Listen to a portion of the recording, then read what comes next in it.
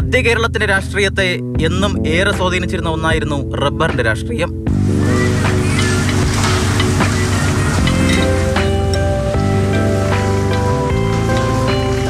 ഇത്തവണയും കോട്ടയത്തെ പ്രധാന ചർച്ച റബ്ബർ തന്നെയാണ്.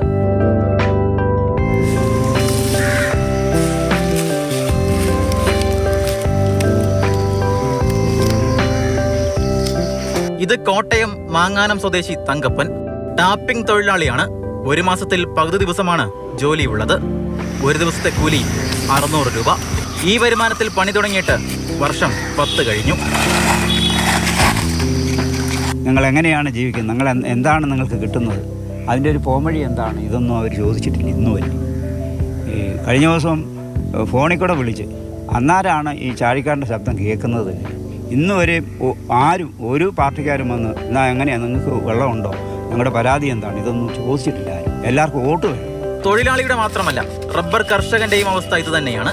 സംസ്ഥാനത്തെ റബ്ബർ കർഷകർ 250 രൂപ താങ്ങുവില സ്വപ്നം കാണാൻ തുടങ്ങിയിട്ട് കാലം കുറേയായി. എല്ലാവരും കൂട്ടിത്തരും, കേന്ദ്രവും പറയുന്ന കൂട്ടിത്തരും. ഇതൊക്കെ വെറും ഒരു തരം ഇലക്ഷൻ സ്റ്റണ്ട് എന്നുള്ളതേ ഉള്ളൂ. ജയിച്ചു കഴിയുമ്പോൾ ഇവരുടെ എല്ലാം വിധം മാറും. സംസ്ഥാന സർക്കാരിനെതിരെ മാത്രമല്ല കേന്ദ്ര സർക്കാരിനെതിരെയും കർഷകരുടെ രോഷമുണ്ട്. കേന്ദ്ര ഗവൺമെന്റ് റബ്ബർ ബോർഡ് വഴി നിരവധി ആനുകൂല്യങ്ങൾ റബ്ബർ കർഷകർക്ക് നൽകുമെന്ന് പറയുകയാണ്. മറ്റ് സംസ്ഥാനങ്ങൾക്ക്, കർണാടകയ്ക്കുള്ള ഉൾപ്പെടെയുള്ള സംസ്ഥാനങ്ങൾക്ക് കൊടുക്കുന്നതിനേക്കാൾ കുറഞ്ഞ നിരക്കാണ് കേരളത്തിൽ കിട്ടുന്നത് എന്ന് വലിയ പ്രചാരം നടത്തിയതിന് ശേഷമാണ് ഒരു ചെറിയ വിലവർധനവുണ്ടായത്. രണ്ട് സർക്കാരുകളും കേരളത്തിലെ റബ്ബർ കർഷകരെ ദ്രോഹിക്കുന്ന ഒരു സമീപനമാണ് സ്വീകരിക്കുന്നത്.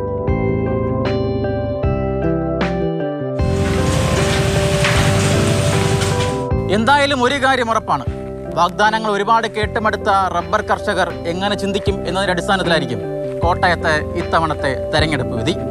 ജോബിൻ തേക്കടിക്കൊപ്പം ഷിനോജ്, മാതൃഭൂമി ന്യൂസ്, കോട്ടയം.